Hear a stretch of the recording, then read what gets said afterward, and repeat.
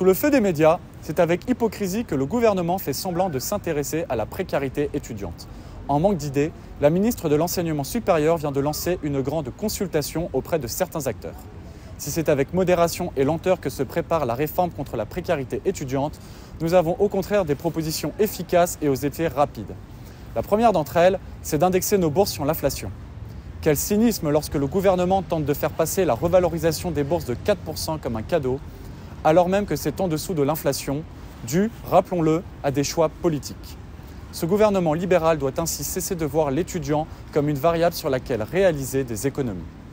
Dans cet esprit, notre deuxième proposition, c'est que le gouvernement revienne sur son coût de rabot de 5 € dans nos APL et qu'il réduise le coût de l'impôt étudiant CVEC créé par Emmanuel Macron.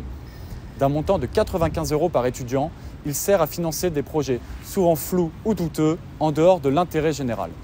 Notre troisième proposition, c'est que soit introduite la notion de priorité nationale dans l'attribution des bourses et des logements étudiants. Les gouvernements successifs ont su se montrer radins avec les étudiants français et généreux avec les étudiants étrangers.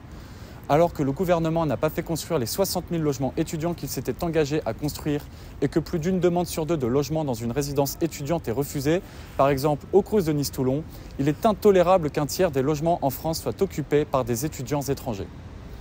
Combattre la précarité étudiante, c'est en finir avec une vision de l'université comme une entreprise, tout en ne tombant pas dans les travers de la gauche étudiante qui réclame de l'assistanat permanent.